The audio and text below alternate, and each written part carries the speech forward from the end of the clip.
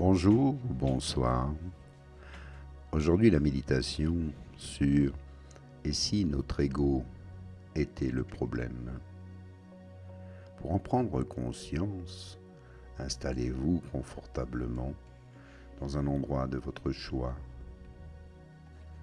Commencez par respirer profondément et de faire le silence. Ici, dans le mental, de relâcher le corps, se détendre totalement et d'ouvrir le cœur pour mieux entendre ce qui suit. Car le mental cherche constamment non seulement de quoi réfléchir, mais de quoi alimenter son identité, son sentiment de soi. C'est ainsi que l'ego naît et c'est ainsi qu'il se recrée continuellement. En pensant ou en vous référant à vous-même par l'emploi du « je », vous désignez habituellement « moi » et mon histoire. C'est le « je » de vos préférences et aussi de vos aversions, de vos peurs et de vos désirs. Le « je » qui n'est jamais longtemps satisfait, ce sentiment d'identité, construit par le mental et conditionné par le passé. Il cherche à s'accomplir dans l'avenir. Voyez-vous combien ce « je » est fugace, une formation temporaire semblable à celle des vagues de l'océan. Qui voit cela? Qui est attentif au caractère fugace de votre forme physique et psychologique? Le « je suis », c'est le « je » profond, qui n'a rien à voir avec le passé ou l'avenir. Car que restera-t-il de toute la peur et de tous les désirs associés à votre condition de vie problématique qui accapare chaque jour la majeure partie de votre attention? Il restera sûrement un tiré de quelques centimètres entre vous, votre date de naissance et celle de votre décès sur votre pierre tombale. Pour le soi égoïque, c'est une pensée déprimante. Pour vous, ici, elle est libératrice. Lorsque chaque pensée absorbe votre attention, c'est que vous vous identifiez à la voix dans votre tête. La pensée devient alors investie d'un sentiment de soi. C'est l'ego, c'est-à-dire un soi créé par le mental. Ce soi de construction mentale se sent incomplet et précaire. C'est pourquoi la peur et le désir sont ses émotions et ses forces motivantes prédominantes. Lorsque vous reconnaissez dans votre tête une voix qui prétend être vous et ne cesse de parler, vous vous éveillez de votre identification inconsciente au flux de la pensée. En remarquant cette voix, vous vous apercevez que vous n'êtes pas le penseur, mais la conscience.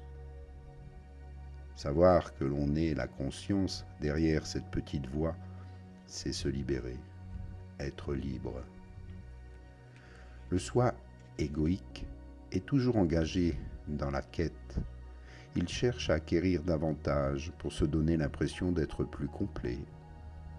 Cela explique l'inquiétude compulsive de l'ego quant à l'avenir. Chaque fois que vous prenez conscience de vivre pour l'instant prochain, vous voilà déjà sorti de ce schéma du mental égoïque. Et surgit aussitôt la possibilité d'un choix, celui d'accorder toute votre attention à l'instant présent. C'est une intelligence beaucoup plus grande que le mental égoïque et il pénètre alors dans votre vie. En vivant selon l'ego, vous réduisez toujours l'instant présent à un moyen. Vous vivez pour l'avenir et lorsque vous atteignez votre but, ils ne vous satisferont pas, du moins pas longtemps. Lorsque vous accordez plus d'attention à ce que vous êtes en train de faire qu'au résultat final escompté, vous interrompez le vieux conditionnement égoïque. Votre action devient alors non seulement beaucoup plus efficace, mais infiniment plus épanouissante et joyeuse. Presque tout ego renferme au moins un élément de ce que l'on pourrait appeler l'identité de victime. Certaines personnes ont d'elles-mêmes une image de victime tellement forte que celle-ci devient le noyau central de leur ego. Le ressentiment et les griefs forment une part essentielle de leur sentiment de soi. Les plaintes et la réactivité sont les schémas mentaux par lesquels l'ego se renforce le plus volontiers. Chez bien des personnes, l'activité mentale est émotionnellement et elle consiste largement à se plaindre et à réagir à ceci ou à cela. Ce faisant, ils donnent tort aux autres ou à une condition et donnent raison à eux-mêmes. En se donnant raison, on se sent supérieur et en se sentant supérieur, on renforce son sentiment de soi. En réalité, bien sûr, on ne fait que renforcer l'illusion de l'ego. Pouvez-vous observer ces tendances en vous et reconnaître pour ce qu'elle est la voix qui se plaint dans votre tête et ainsi vous en libérer? Le sentiment de soi égoïque a besoin de conflit, car son sentiment de séparation tire sa force de la lutte, en démontrant que ceci est moi, mais que cela n'est pas moi. Il n'est pas rare que des nations, voire des religions, renforcent leur sentiment d'identité collective au moyen d'ennemis, car que serait la guerre sans ennemis? Dans vos rapports avec les gens, décelez-vous en vous-même de subtils sentiments de supériorité ou d'infériorité à leur égard. Vous voilà en face de l'ego qui vit de compassion. Car l'envie est un sous-produit de l'ego qui se sent diminué si quelque chose de bon arrive à un autre ou si quelqu'un a plus de biens, de connaissances ou de capacités. L'identité de l'ego qui dépend de la compassion se nourrit du fait d'avoir plus. Il peut s'accrocher à n'importe quoi. Si tout le reste échoue, on peut renforcer un sentiment de soi fictif en s'estimant traîné injustement. Si on est traité injustement dans la vie, on se sent aussi parfois plus malade qu'un autre. Quelles sont les histoires, les fictions dont vous tirez votre sentiment de soi? Posez-vous cette question. Vous n'êtes pas le centre du monde. La structure même du soi égoïque comporte un besoin d'opposition, de résistance et d'exclusion destiné à maintenir le sentiment de séparation dont dépend sa survie.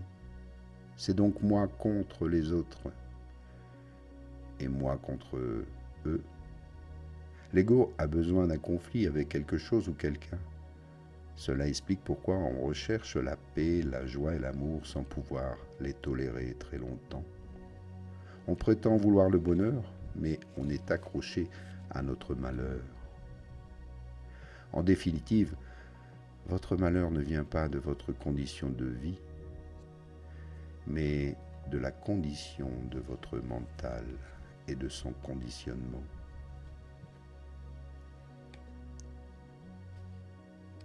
Est-ce que vous entretenez encore des sentiments de culpabilité à propos d'une chose que vous avez faite ou non? dans le passé. Une chose est sûre, vous avez agi en fonction de votre conscience, ou plutôt inconscience de l'époque. Alors maintenant, une plus grande conscience va vous permettre d'agir différemment. Cessez la culpabilité. Cessez de vous identifier à cet ego. Retrouvez votre liberté. Simplement en essayant de vivre l'instant présent. De cesser de condamner les choses et les autres. Sachez vous pardonner de vos erreurs. Pardonnez aussi aux autres. Cela s'applique à vous-même. Si vous vous fixez des buts égoïques afin de vous libérer, de vous améliorer ou d'accroître votre sentiment d'importance, même si vous les atteignez, ils ne vous satisferont pas très longtemps. Établissez des buts, mais sachez qu'ils n'ont pas tellement d'importance. Ne vous prenez pas trop au sérieux. Lorsque tout résulte de la présence, cela signifie que ce moment n'est pas un simple moyen, que le geste en soi comble chaque instant. Vous n'êtes plus en train de réduire le présent à un moyen, c'est-à-dire à la conscience égoïque. Sans le soi, pas de problème, disait le sage. Alors prenez-en conscience. Cessez de vous inventer tout un tas de problèmes et recherchez plutôt les solutions, la façon de mieux vivre, de mieux respirer, de mieux penser. Merci à vous. Et revenez ici maintenant, un petit bâillement, un étirement, ouvrir les yeux. Et je vous remercie pour votre présence, votre écoute. À bientôt et merci pour votre aide, pour les aides et les dons qui me sont apportés et me permettent de continuer à faire ces belles méditations. À bientôt. Namasté.